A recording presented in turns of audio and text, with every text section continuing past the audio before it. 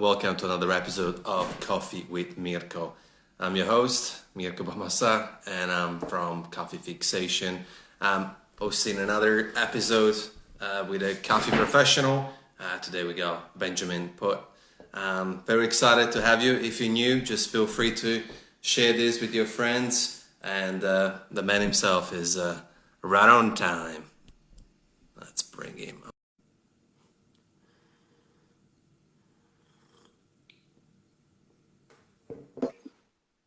Hey, Good evening, sir. how are you? Fantastic. How you doing? Really, really well. It's thank you so much for coming, Ben, and so good to meet you. And I really appreciate you giving us your time and your time in these difficult times. So yeah, thank you. Yeah, my pleasure. Yeah, it's super neat to be on here. You've had like so many interesting coffee people, so it's fun to get to be on here. You're definitely amongst them. It's just a matter of who's coming at what stage, and every will be a story. And first and foremost, how are you and your family doing this sort of interesting times? Yeah, definitely a big life changer for us. So generally, most of my year is a good portion of it's traveling. So often I would travel 3 to 4 months out of a year. So that's been a big change. It's been really nice. I think for me, realizing how hard flying is on your body, like I in terms of time zones and just the impact it has on you physically. And then it's been nice to have more time with family. On the business side, many Canadians started drinking coffee at home. So if you're a roaster in Canada, things aren't so bad, just because lots of people are brewing at home. There's still there's not a lot of regulation in Canada. So cafes are still open. You can sit in some of them with some reduced seating. So things are quite a bit different, but at the same time, compared to some other countries around the world, I think we're a little bit lucky in terms of our ability to move around, and it's, for better or worse, it's up to us to try and remain safe and follow the proper guidelines. It's so great to hear, and it's good that you can still find positives amongst the wide amount of negatives out there, and the fact that you can keep open coffee shops, it's just it's a bonus for sure. And we're gonna go back onto home brewing in a minute because you touched base on that. But Ben or Benjamin, first and foremost? Either one's good with me. Most people call me Ben, but I like Benjamin too. So you can choose your own adventure. I'll go for the least amount. Benjamin, could you kindly tell us a bit more about your how did you start your coffee journey? Yeah, absolutely. So I like many people, I started working for one of the larger chains in Canada, a place called Second Cup. It's not really known anywhere outside of Canada, but it's sort of like it's almost like the Starbucks. It was the Starbucks of Canada until Starbucks really started stepping up, and now Starbucks is the Starbucks of Canada. Yeah, and I'm old enough that I was a barista before there was lots of latte art on YouTube and things like that. And my boss one day brought in a newspaper article that talked about latte art, and from this newspaper article, I decided that I was gonna learn how to pour latte art. And we didn't even have you know how you need like a pitcher with a point kind of like that to pour latte art. We had one of like the Bell pitchers, where like you pour and it's basically just a waterfall of milk. And so that's what I was trying with, and I would try and pour stuff, and sometimes it would work. And then this is how old I am. Like I had like a little film camera that I would take pictures of these just like terrible pours. But I thought they were really special. And then on top of all this, it was mostly a takeout cafe. And the rule was that if you made someone like a to-go latte, you would pop a lid on it. So most of the time, if I got anything good, it was usually would have a lid on it by the end. And then I moved, that was in Edmonton, and I moved to Calgary, and then started applying at some shops that were actually focused on latte art and coffee quality, and worked for a shop for a while there while I was going to university. I was studying music. And then after that, I started at a shop called Phil and Sebastian. They were one of the, I think, earliest adopters of specialty coffee within Calgary. They're really focused on quality. And I started as a barista there, started to get into quality control and training. And eventually, by the time I was wrapping up at Phil and Sebastian, I was also in charge of some of their coffee roasting. That was also when I started to compete. So I competed for 4 years before I won my first national. So it took a long time. I actually got second in Canada 3 years in a row. Twice to like very good friends. So it was definitely bittersweet, but it was neat to get to see your friends succeed and compete. And then in end of 2014, I started Monogram Coffee with two of my friends, Justin and Jeremy. We started as this tiny little pop-up in an art gallery. We had like a one group GS3 and a grinder, and like we had built the cart, and it took a long time because we're not super handy, and we were really proud of it, but I don't think it was that good. And then after that, we secured a lease in our first shop, built out that shop with some friends, started that, and then since that time we've opened 2 more. And in 2017, we started Coffee Roasters as well.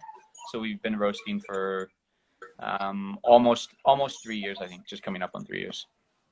Wow, that's a bit of a story. And I mean, Lemmy saying, "Oh my fucking God, that would be the best place to work." And yeah, I totally agree. I think it's pretty fun. And just on that, I mean, I think it's great. I think you guys took the risk on, you know, what one group machine on a car, and I think that you kind of have a good relationship with taking risks. Going back to your WBC performance, how important is take risks, regardless competition or business? Yeah, I think mindful risks, I would say. Yeah, of course, mindful risks. Yeah, I think one of the things that I think makes it so important in coffee is something, I don't know what it's like around the world, but I see it quite a bit, where often the people that start coffee shops aren't the people that are often directly behind the bar, because like basically even at the best coffee shop, you're not going to be making enough money to easily to outfit a cafe, build it, cover payroll, all that stuff, without it being a huge risk. But I think it's super important. I think that when people that worked as baristas start shops, they have an understanding of where coffee is in that particular microcosm, whether it's the city, the province, the country, and it gives them goals about how they would like to see specialty coffee change. I think if you haven't worked behind the bar, you don't have the rapport with your community, you can start a shop and be really successful, but I don't think it always pushes things forward. So on the business side, I think I wish more baristas would take risks. I also think that they can be very successful, because for the 3 of us, we had all worked in the Calgary coffee scene for a very long time. So we actually had many people that were customers that cared about us and wanted us to succeed. So I would also say sometimes what you think is a big risk might be a little bit safer than what you think. And then more broadly in terms of coffee, I think people should take more risks. I think there's a bit of there's a double-edged sword to the internet now, where information is readily available. I think that it's allowed people to learn really quickly. We can disseminate ideas and philosophies really quickly. But again, coming back to how old I am, you're not yet. when I first started in coffee, you basically tried a bunch of stuff, because you didn't, like, this was before people would weigh even their doses, let alone their outputs. And back in those days, you were just trying a lot of stuff and putting theories behind things. And I think it's not that I think that we've lost innovation because of that. I think we've just lost some of the sense of wonder behind coffee that starts when people first get into coffee. Like for me, it was definitely like this learning experience that was a long journey. And I think sometimes in an effort to create standardized drinks and standardized coffee, we've removed that step where people are taking risks and trying new things and sort of seeing what they can explore in terms of how coffee works and how it tastes.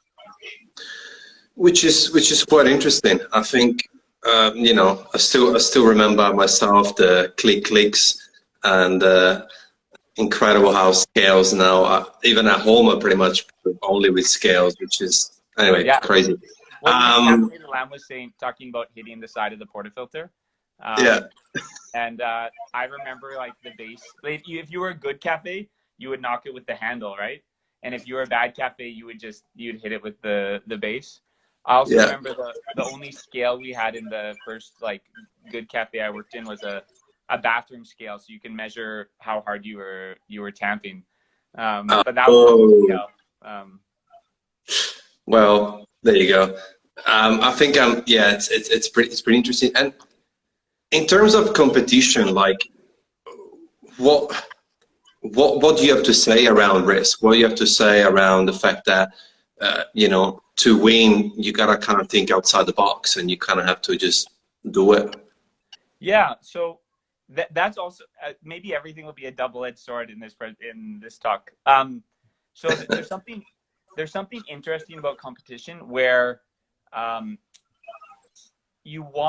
there's a balance to risk. So basically, you want to present something to the judges that is novel enough that they talk about it and you start to get a buzz going. Because I think often when people have won over the past few years, that you can tell there's a sort of a shift in the crowd and in the judges where they sort of feel like this person has an opportunity to win.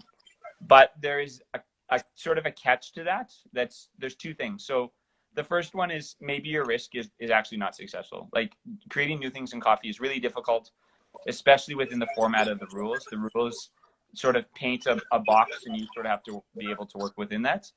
And then the other one is, this is mostly in a competition setting, but you cannot make your idea so complicated or require so much explanation that it takes up too much time. And this is something interesting. So the first year, the year I did free distilled milk was in 2017, and it took like maybe 2 minutes of the presentation to explain it. And now all you have to do is say this is free distilled milk. And so it's almost like you need to find the perfect. So I don't mind doing the risk part, but I think when I look back at when I competed at Worlds, every single time I have 2 minutes dedicated to explaining a concept that really is only so they can sort of understand what I'm doing, and it's less about the larger picture behind the whole thing. So there's a bit of a balance where you want to have a risky and new idea, but you have to make sure that you can explain it to the judges quickly. Even like if you think of the fact that now an EK on the espresso bar is a really normal thing. I think Matt Perger fit it very well into his set. It worked well in the routine, but that took a long time to explain. Us watching from home or on at the competition, it's great to hear the explanation though, because yes. I just watched your 2016 routine just before jumping on here. Just I don't know, because I had time, and it was great hearing the explanations. It's really interesting to watch again. And Vag is asking, what made you start competing in the first place? Yeah, so I'm sort of a kind of a naturally competitive person. It interested me. I think that when I started, so I decided that I would just try it to see how it would go.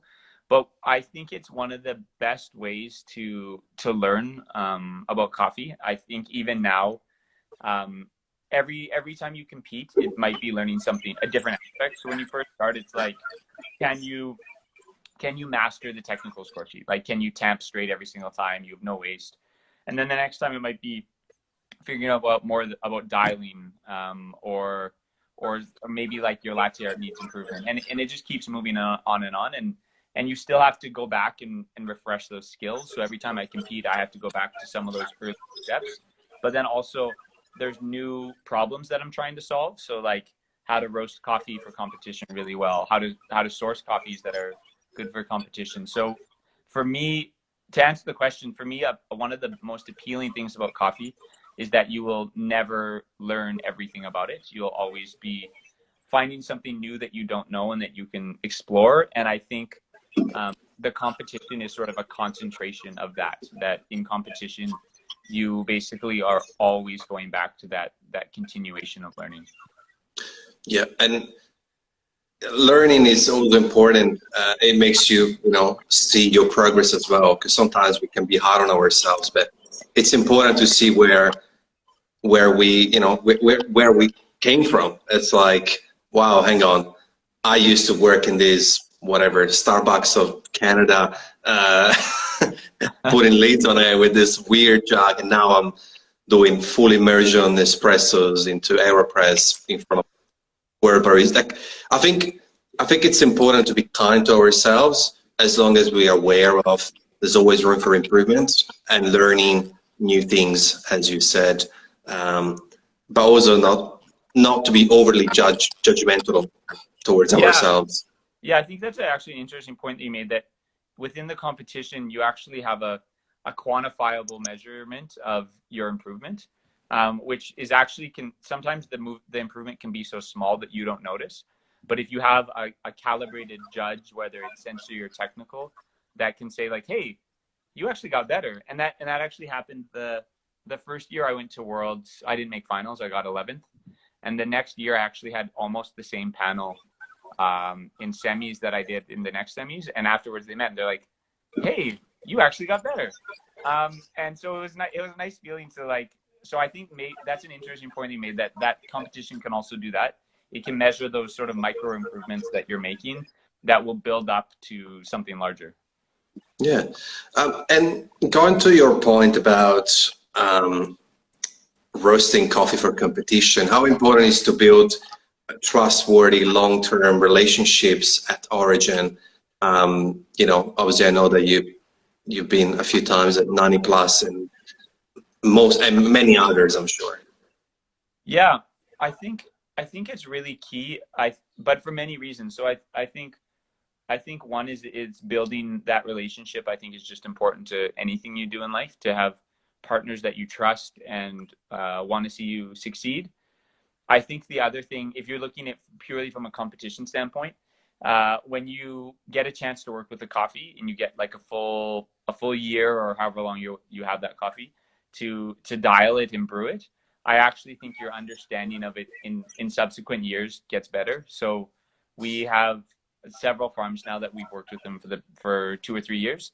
And once you start to know those coffees, it's not a huge change between coffees, but they're all a little bit different. And if you're working with one farm again and again, it can sort of give you some knowledge and some expertise behind it. And I think that's really, really key. And I think it's also neat if you can sort of treat some of those relationships as part of your team that's helping you build and work towards something.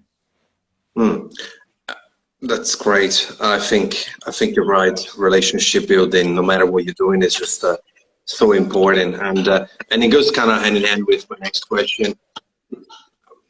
We all give coffee for granted, yet without its people, which just would be impossible, And I think often we just kind of forget the element of people, whether it's connecting with our customers across the bar, or whether it's connecting with the fact that coffee comes from a farm with pickers and farmers and producers. Would you say that this people element kind of got lost in translation, going back to the double-edged sword, the internet? Yeah, I think it definitely has. I think one of the hard parts about coffee is because it is such a long chain. Like there's so many hands that have touched it. If you think about many of the other products that we consume, the step is either shorter. Like if I think like we had tomatoes for supper that were from a local farm. So like something like that, that's a couple steps. It's easy to trace that chain. And then on the very far extreme, you have something like the sugar that you eat, you would probably never be able to figure out where it's coming from, even if you're buying the most expensive, best sugar in the world. And then coffee finds itself somewhere in the middle where the chain is really big, but we also have a deep desire, and I also think like obligation to explore and break down that chain. And we've started to make strides. Like I think we do a better job talking about producers, but only if those producers have found the agency to sort of push that a little bit. And then it's also tricky, like trying to balance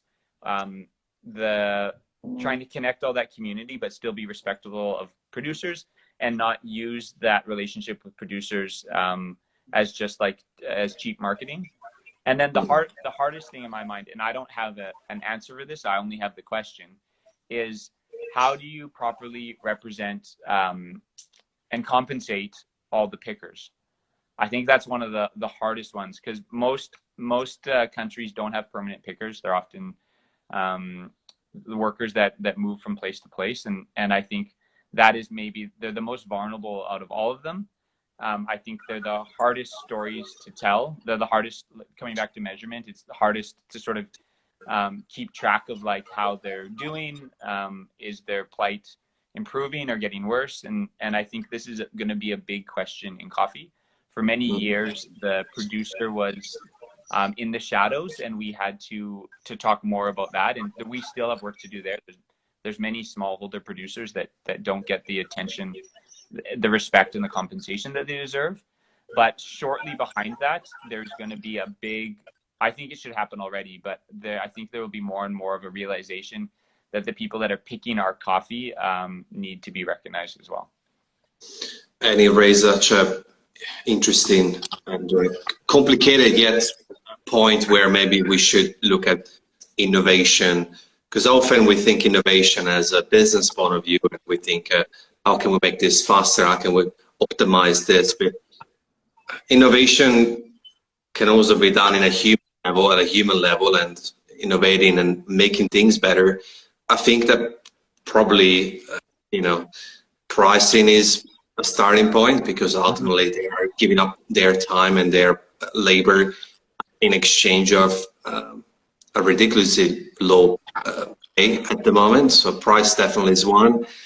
I had Smaya had an interesting comment about the farmers she works with, she was around the lines of even talking to them, and obviously with the limits of language, but sharing a cup of coffee and talking to them and showing them how much you appreciate the coffee when you are there. Or online is a little bit difficult if they don't have access to the online world. And the third part is, I think consent is also important when it comes to photographs. Yeah. And using those photographs accordingly in a respectful way. And if there's consent, it can't be always 100%, but that will also be maybe 3 interesting points to look at and then evolve from there. Yeah, and I think also, I think it's more on the minds of producers as well. So many of the producers that I know and that we purchase from, like you can tell that they really care about pickers. Like I know at the Lamastus farm, Alita Estate, they bring in a doctor to check on all the kids that are children of pickers. They like bring them gifts. They're really trying to make sure that they're healthy. They're trying to ensure that they're going to school. And so I think that's also a movement within pickers, within producers, where they are starting to try to empower their pickers more and also make sure that they're well taken care of. So if it could be amazing if both the roaster community where they're purchasing the coffee and the producer both have that common vision. I think together they could do something huge. Yeah, and perhaps I think that recently I shifted my mind very quickly thanks to Andre. I'm not sure if he's still in the chat, Andre Ehrman, because he wrote such a very interesting point in terms of, he was describing, and his words much better than mine, but he was describing how it's actually would be amazing if the commercial side of coffee kind of got into specialty, as long as they pay a fair price, because then they would be able to buy a larger volume, therefore larger profits for farmers. And again, my words don't make justice to how here is.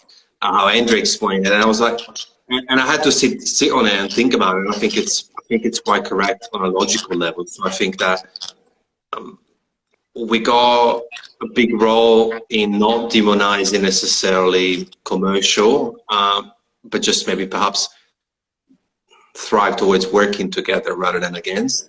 Yeah. And just, yeah.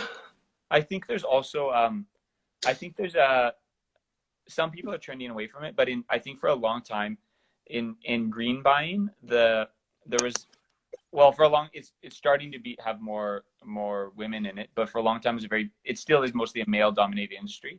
And I think the male machismo comes in, and their goal is to find the best farm and find the best coffee from that one farm and only buy that coffee.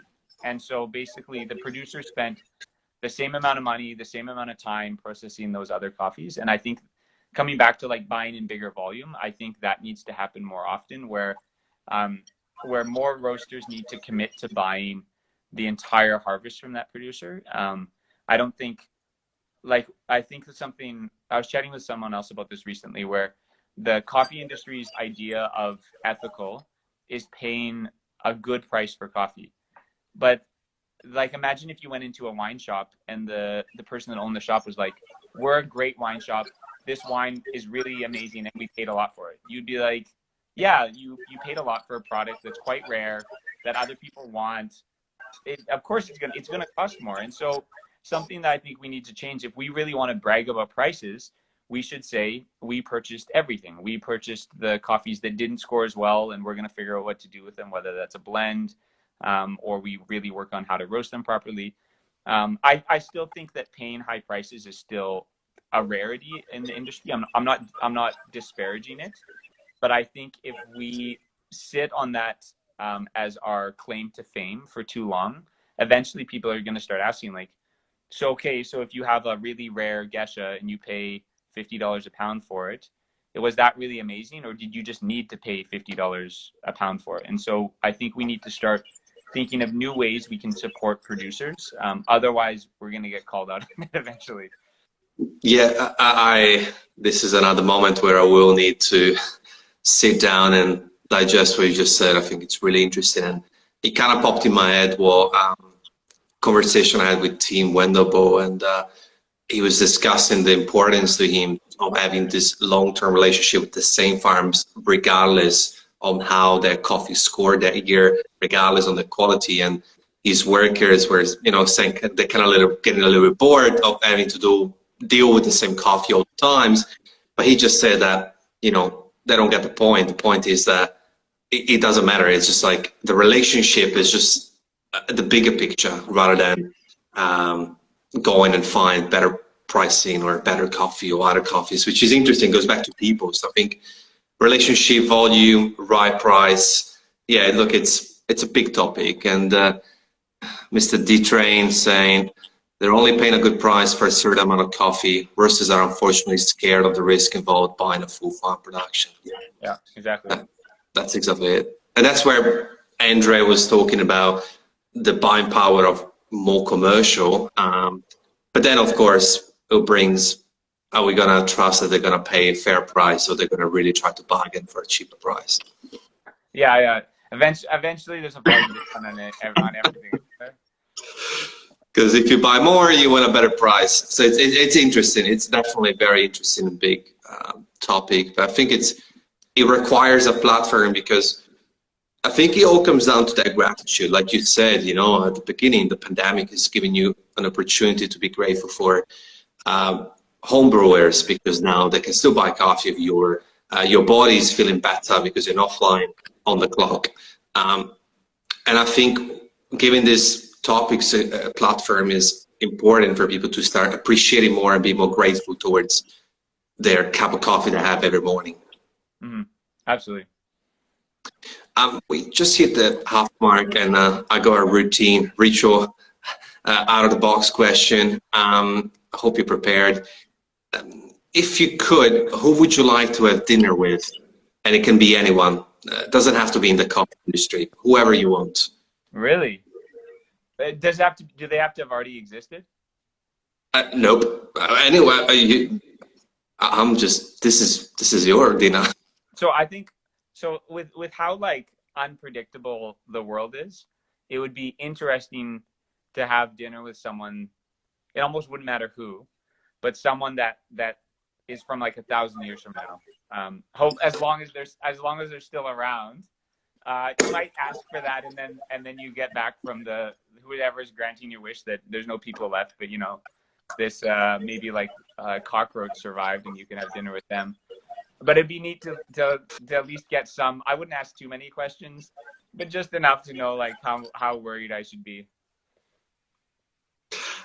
Yeah. Okay, that's a first one. Yeah, you were ready. I like that.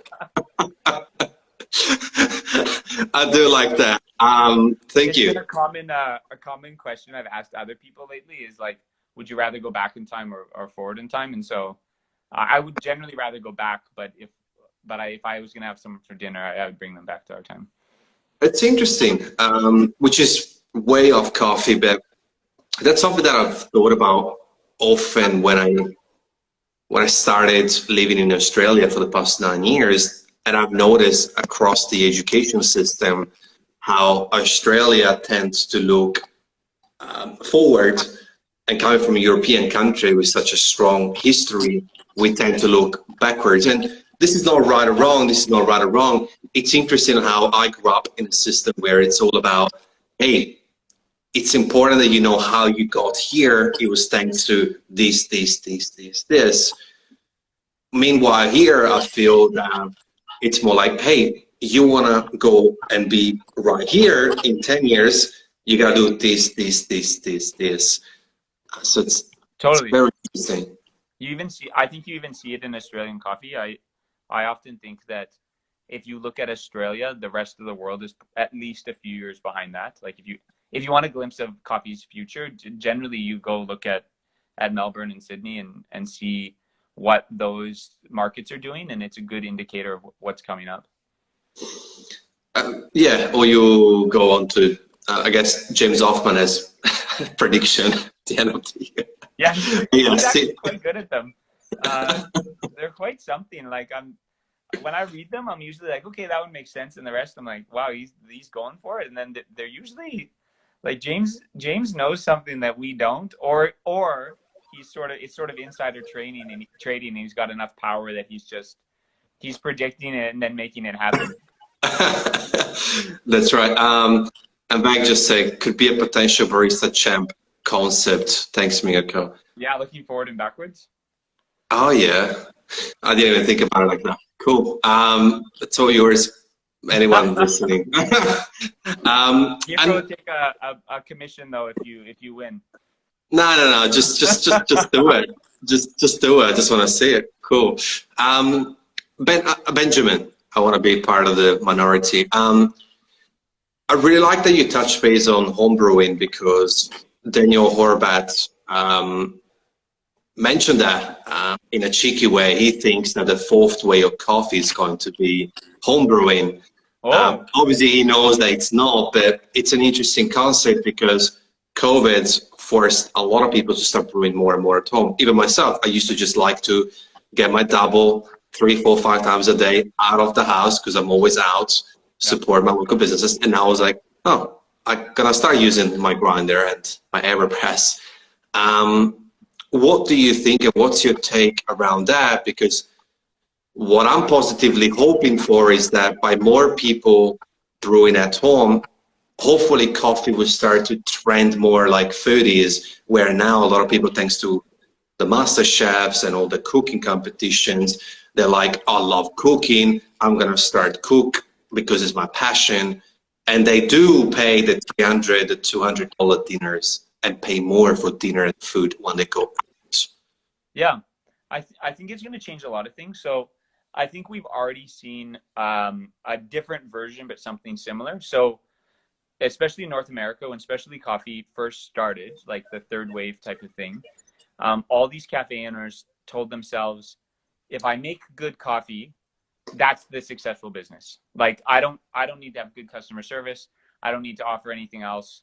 If I serve you something delicious, you're going to come back and back and back. And what happened was other shops started to make good coffee. Because like now, there's lots of training out there, there's lots of good roasters, equipment's better. You can open a cafe that makes coffee that's almost as good as the shop that is putting more time and more effort into it. Like there's small differences. You might be more consistent if you're really, really working at it. But that basically forced the coffee industry to find other things to do. And I think you see that now in cafes. Their branding's better than it used to be. The spaces are nicer. They might do food. They might do different concepts. And so I think that forced the brand to evolve. And I also think it was really important because there are people that now purchase specialty coffee where it's not necessarily that they enjoy the taste that much more. It might be that they believe in the ethics of the business model. They might just like the spaces. And so I think ultimately it introduced more people to specialty coffee. And I think this is another version of that where, especially with filter, where now if I have filtered water or like Maxwell just released that peak filtration system, if I have that and I have like a home grinder that has a good particle distribution and I have a V60 and I have good coffee, you can make something as good as any cafe out there. And I think it will have I think you're right in that it will bring knowledge to a larger community. I think something that could be potentially interesting for it is as people brew at home, they might be more likely to purchase more expensive coffees. I know I'm that way with wine. I don't buy super expensive wines at a restaurant because I know that they're marked up because that's what the restaurant needs to do. But I'll buy a nicer bottle of wine for home. And so I think that might happen where people are trying, like we've seen it where people are more likely to try an expensive coffee when they're brewing it at home. And then ultimately, I think it will force some cafes to figure out other ways to get people into their cafes beyond just the quality of their coffee. And I think that's actually always good. I think that the more different things we can offer to people to say specialty coffee is great and you should be involved in it, I think the better. So I think it could be two potential positives for sure. Maybe we go back to we're a hospitality business who serves specialty coffee. Yeah, exactly. That's a nice way. That's actually the way to phrase it. But I think it could be really, really exciting. But then I also think that it's just going to. I think it will also help our market share too, where the more people drink really good coffee, the harder it is to go back. Yeah, and I think you also push. I think you will also push more and more other shops to kind of like, well, hang on. Maybe I need to start looking at upping my quality. And it's interesting. It's going to be interesting here in Melbourne because it's a very, I hate using the word oversaturated, but it's quite saturated market. There's shops everywhere and it's like, there's a lot of good coffee out there. So it'll be interesting to see now what's going to happen. I think that also, I keep hearing the same sentence. We got to wait until it's going back to normal. And a friend of mine made a great point. He said, well, think about it. I mean, you and I are still very young, but if you think about how flights used to be pre-train, say flooded market. If we think about flying pre 9/11, with all the, being sensitive and respectful of the day, versus flying afterwards, we still got used to the new normal of flying with security measures, and we all complied. And it's just like, to us, it's crazy the idea of smoking on a plane, like on Mad Men TV series, and yet it was not far ago.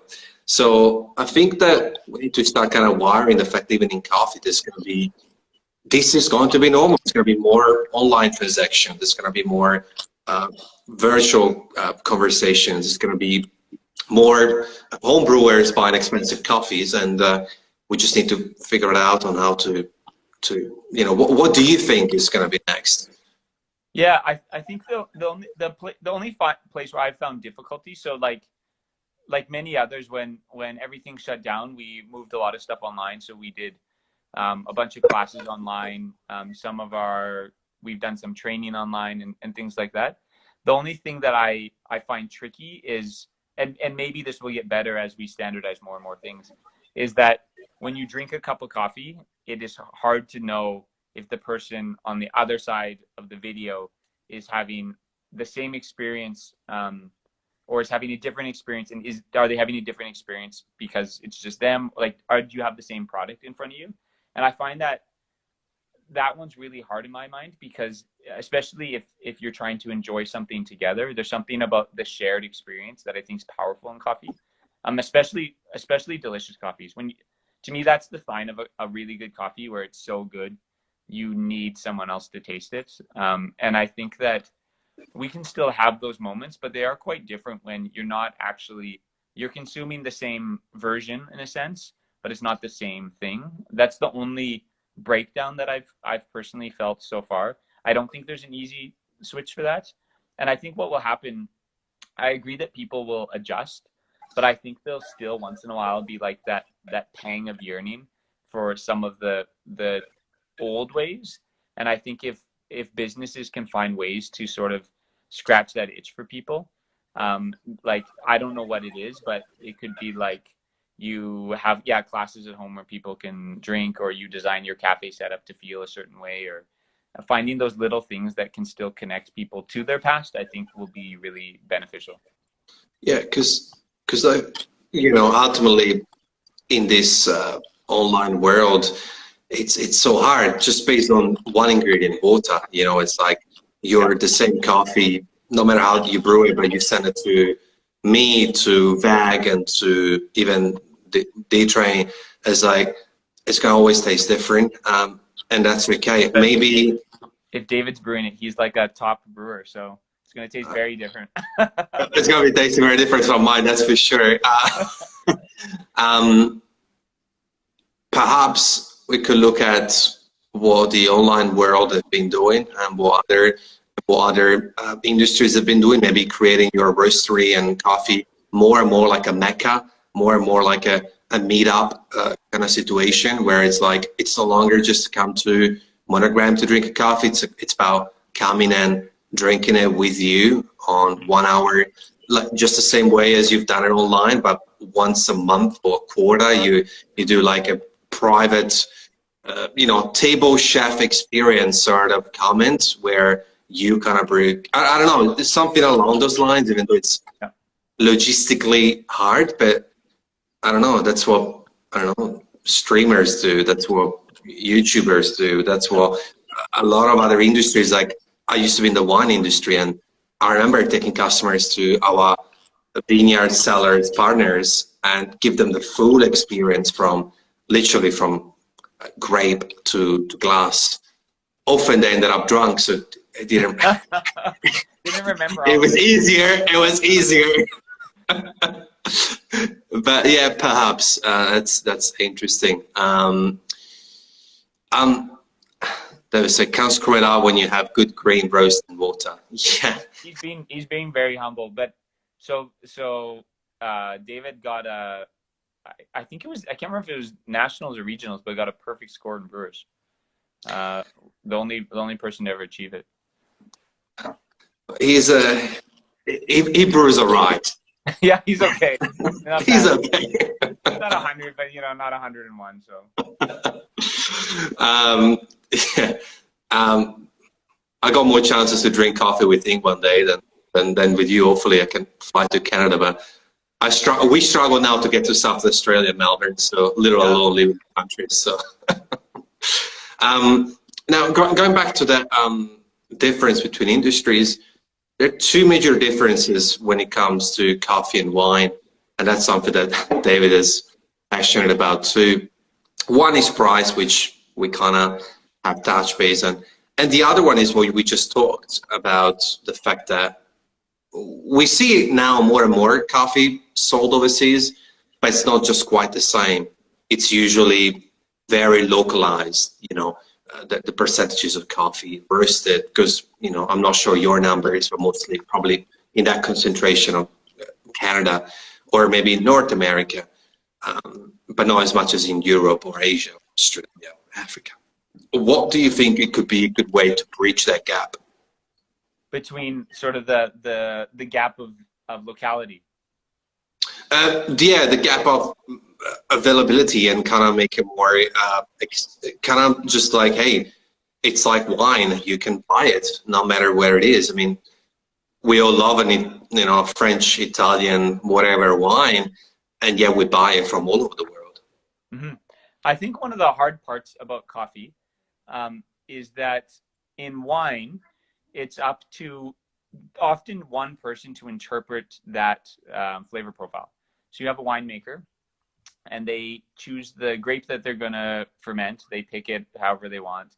They put it in a tank, and then they decide the style that they're going to get. And it goes in the bottle, and you open that bottle, and you get to taste, as long as that vintage went well, you taste what the winemaker intended.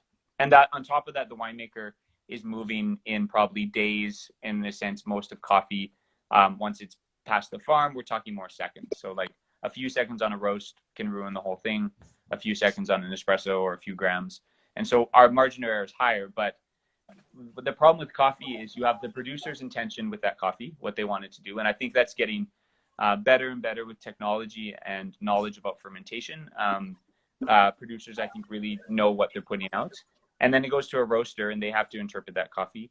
And then it goes to the brewer, and they have to interpret that coffee. And so, and often, like, you can have a coffee that was roasted really well to be brewed a certain way, but if the brewer isn't used to brewing it that way, it might taste roasty, or it might taste underdeveloped. And so I think that's one of the hardest ways to spread it around the world. Is it's almost like playing telephone, where it's like, this is what the coffee's supposed to be. Oh, this is what the coffee's supposed to be. And then it gets to the customer like, this is what the coffee's supposed to be. And so I think that's maybe one of the hardest things is, and even sometimes like no roastery is perfect. Sometimes I taste a coffee and whether it's ours or someone else's, I can tell that maybe that wasn't the roaster's intention on how to roast that coffee. And so I think to make coffee truly an international product is we have to start figuring out how that flavor profile and that intention can be carried throughout the whole chain or properly expressed. And then you get into all the issues around brewing and things like that. But I think that's currently the hardest one is we don't know what every intent was along the stage.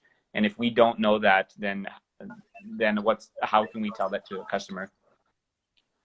I think I like that. Intention is definitely an important word, and that's why I kind of often ask that question, because I want to get a better grasp and understanding from people like yourself on what's your take. And I think the telephone concept could be another barista comp concept. Yeah. Yeah, I think you're right. I think there are, and that's where risk and innovation comes to play.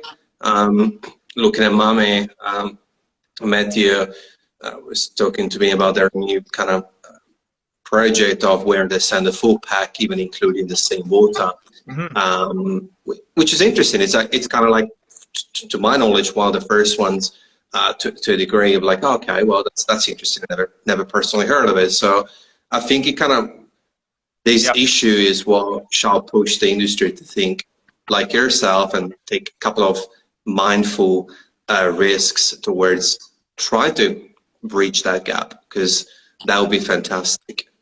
Yeah, I think the water thing is also, there's Cole Terode here in Calgary. He has a green importing business, and I think he's often sends out samples with like water formulation so that you're gonna all cup it the same way. So I think it's really important. Yeah, so I think it's small, but it's important that those people just starting to take these amazing steps. And Veg is asking you, who has been your biggest inspiration in coffee and life? Yeah, so in coffee, there's actually two. One's coffee related and one's not coffee related at all. So I think James Hoffman to me is like super inspiring. I think he's one of the best. Often many of the greatest minds in other fields are really, really smart, but what they're best at is they're best at popularizing their field. So like you think of Richard Feynman, he is one of the greatest physicists of all time, but a big part of his legacy is that he went and taught college level introductory physics, and those textbooks have changed the people's love of physics and their understanding of their world. And I think that James has done that. He has he knows as much about coffee as anyone, but he also has a YouTube channel that is intensely entertaining, appeals to a broad audience. And I think we need more people like that, where they're popularizers of coffee. I think he's done such a good job, and I think that's often where our gap is. I think it's a hard thing to do, and it requires a very particular personality. The accent, I don't think is hurting him at all either. I think that helps in terms of your ability to present. So him, and then on the coffee competition, this is a weird one, but do you know who Ronnie Coleman is? Sorry, you first for a second. Oh, yeah, Ronnie Coleman. Ronnie Coleman. You have to Google him afterwards. So he's one of the most successful bodybuilders of all time. He's Is he? It recalls, because I got my personal trainer always drop names and show me pictures, but I'm terrible with names. Yeah, I'm sure you've seen him. So when I was starting competing, I followed Ronnie Coleman, and Ronnie has this concept that was unique to him versus all other bodybuilders. Is the bodybuilders would go through seasons, right? They would compete and get super fit, and then compete, and then go to the competition. And then afterwards, they would gain all the weight back because it was too intense to be training all year long. And then they would just cycle and cycle and cycle. And then Ronnie one day decided that he would always be training. He would always be ready to compete. Yeah, D-Train knows, lightweight baby. Lightweight baby. And so basically, from 2014 to 2017, I adopted the Ronnie Coleman model of barista competition. There was never an off season for me. I was always training and working on things and practicing. And I didn't win, so it didn't work as well as Ronnie, but I think it really formed me in a faster way when we rely too much on external competitions and motivations. Because right now, this is a great point. Like the next competition could be over a year away. The next regional like we had our regionals in spring, so the next Canadian regional competition could be more than a year. So if you're not finding a way to motivate yourself and always be sort of training, I think that you're going to atrophy quite a bit. I love that, and I think that's a great point. And I just got a glimpse to the clock, and I know that we got, unfortunately, just 7 minutes, which is crazy. So firstly, thank you for coming. I'm really grateful. I think it was an amazing chat and great to meet you, and I really hope to meet in person. Me too. Eventually, maybe with David and Vag all together somewhere. Just before he finishes, I just want to leave you with a couple of last questions. So the stage is yours. Ultimately, what's your coffee mission, and what would you like to see in the future of coffee, and what's next for you? Mm-hmm. So there's a lot to do. So I think I would love to see on the business side, I would like to see the two endpoints of the coffee chain improve. So basically, I'd like to see things that are better for baristas. I also would like to go all the way back to pickers and see that pickers have better lives as well. I think if you probably are taking care of both those ends, also everyone in the middle is probably doing fairly well too. I think that's really key. I'd like to see coffee continue to spread around the world and people to view it as something that's important to them. I think that there's such a large market share of people that are still drinking really bad coffee, and often for a price that is not that much cheaper than what you could get for something really, really delicious. And then selfishly, I think we all have like those cups of coffees that totally like change our life. And I think that coffee will continue to get better and better and better. And so selfishly, I just want to see everyone get better at making coffee and harvesting coffee and roasting coffee, because I think of how far coffee has come, and then it just makes me excited to know that like there are better grinders coming out there, there's better roasters, there's like new experimentations with varieties where they're actually starting to mix Ethiopian varieties with like Central American coffees, and so I just want to see everyone get better so I can drink some better coffee. That's beautiful. No one has said that so far, and I agree. And I don't even think it's selfish. I think it's selfless. I think that ultimately, perhaps that is going to be one of the major keys for what you want to see in the world.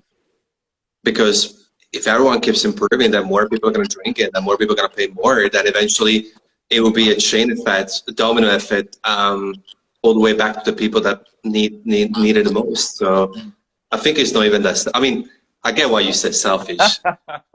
I want to drink great coffees. Yeah, cool. Yeah, that was really. I definitely have a couple of concepts that you dropped that I need to digest, process, let the brain, my morning brain, kind of look Yeah. into it. But yeah, thank you so much for popping by. I hope that perhaps we could do another of these streams in a month too, or I would maybe love to. at your roastery. Maybe do it. Yeah, yeah. Maybe we can drink some coffee together. Maybe we can brew together. Maybe we can have a tour. Yeah, Whatever you think Instagram is cool. Instagram needs to sort out how to get 3 people on a live though, because I think that would be the next level for coffee talks. Is get a bunch of people that disagree all together. Oh yeah, I can't wait for that. But yeah, but Benjamin, it's been a real treat and a real pleasure. So I will yeah, I'll shoot you a text Yeah, at I had the a end. blast. Thanks, Mirko. Thank you. You have a good evening. Thanks, Fad. Bye bye. Ciao. There you have it, guys. My selfish soul has been fulfilled by an hour of an amazing conversation with Benjamin. I gotta say, the first 10 minutes, I was still waking up a little bit, even though I did work out in the morning. But I'm just really interested. It's just really interesting, despite the questions often being similar.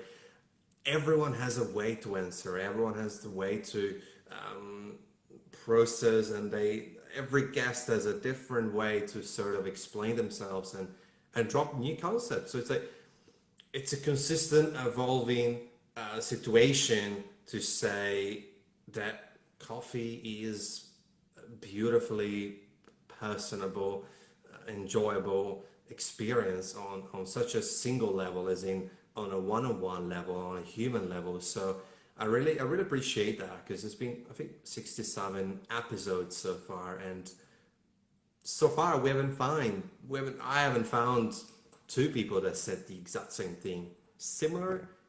But yeah, today we touched on an amazing point. So I really appreciate Benjamin for his time and his insights. I hope you enjoyed it.